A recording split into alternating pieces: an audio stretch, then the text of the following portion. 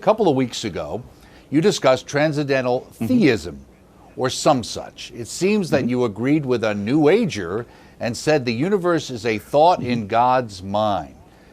This contradicts Genesis, we could have changed the spelling there, which says God spoke the universe into existence and that God made man from clay, etc. This is somebody else named Mark. We had a John Mark or Mark John there earlier. So what about that when we talk about what you said in relation to what the Bible says? Are they in conflict, or is there contradiction there? Yeah.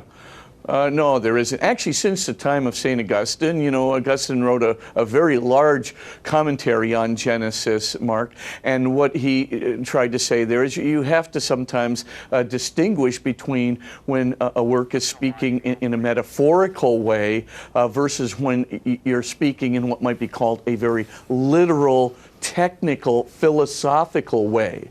And of course, in the Genesis narrative, we really do have a story, and the story relates things in the way that it would have been thought of in 500 BC, which seems to suggest that there was something from which the earth could be formed.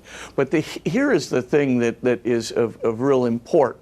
When you start getting into what's called the critical period, you start getting into a philosophical frame of mind, you really do have to keep your terminology exceedingly precise, and you have to make sure that you're not getting sort of mired in metaphors that are going to mix things up. And there was a philosopher, a very important philosopher by the name of Boethius. And Boethius has a whole theory of what he calls the names of God, but it's really a theory about how you can talk about God and then how you talk about the world in light of talking about God. So what he says is, look, there's the via positiva, right? This is the positive way, but we'll talk about that in a moment in terms of analogy, but also there's metaphor, there's symbol that we see in the Psalms, we see it in the Old Testament, in Genesis, we see lots of metaphors and things of that nature. And Boethius says that's fine, that's great, these can be evocative, but you don't want to make those literal. And then he says, well, how do you talk about God and God's nature in itself? And what Boethius discovered, which of course becomes part of the entire Catholic tradition for the rest of its history, including contemporary philosophers like Bernard Lonergan and so forth today, is what's called the via negativa, the negative way, the apophatic way. And what does that mean? Well, it means when you try to say something about an unrestricted being. So remember, Thomas Aquinas, once he proves that it's an uncaused reality, listen to what I'm saying, uncaused, unrestricted, right? When you start talking about in that way, you're doing it negatively. You're talking about a not caused reality. Do you really understand what an uncaused reality that exists through itself? Do you really understand what that reality is? You certainly do not, unless you are somehow above the rank of genius. Of course you don't. And do you really understand what an unrestricted reality is? Really? Do you really understand what a reality is that is not in time, not in space? No, because your whole imagination is configured by space and time. Yike, we're in a bad position, says Boethius. Right? He says, right away, what do we have to do then? We have to start thinking, okay, now is negative knowledge just no knowledge? No, of course negative knowledge is not no knowledge, right? You just can't understand, you can't imagine it or configure it positively, but it represents something real. So for example, and I can tell you everything that an unrestricted reality is not, right? Everything, right? It's not in space, it's not in time, it doesn't have a restricted way of acting, it's not like a proton, it's not like an electron, it's not like a quantum field, it's not. Now, here is the problem. So once you get to, okay, God's essence is not restricted, not caused, not in space, not in time, etc., not multiple, multiple.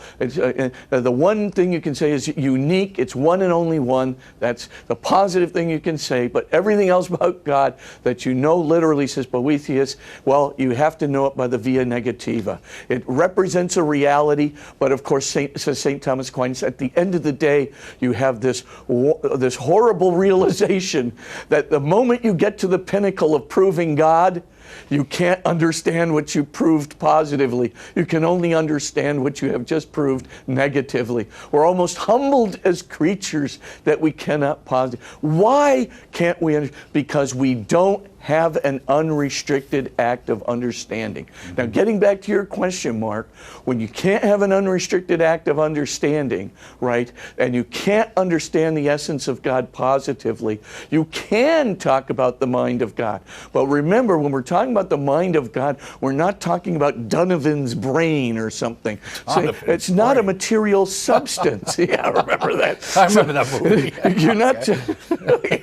All right. You're not talking about a material substance, right? Because it's not in space, it's not in time, it's not restricted, right? So this is like an unrestricted act of mind that you can, an unrestricted act of thinking, an unrestricted act of conception, an unrestricted act of self-conception, understanding itself. And all you can do is have this negative thought about it. But what you can know is this, analogously, you can know that the entirety of this universe is, as it were, a thought in God's mind.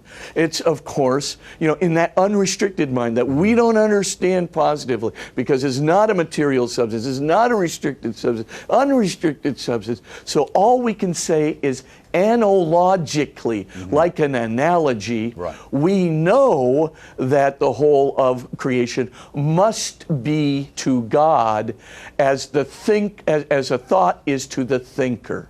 So that's an analogy, and we see it proportionately. The universe is to God as a content of a restricted thought is to the unrestricted act of thinking of the Creator. And that's what I meant by that, Mark. I mean, it's a very good question, but no, of course it doesn't contradict the metaphorical uses, that we of God, or references to God, or the metaphorical references to His creation that come in the Bible. But this separation, this distinction, is not just in Divino Afflante Spiritu, going back to 1942. It also goes back actually to Boethius and to St. Augustine. So it's a very, very ancient distinction in the Catholic tradition.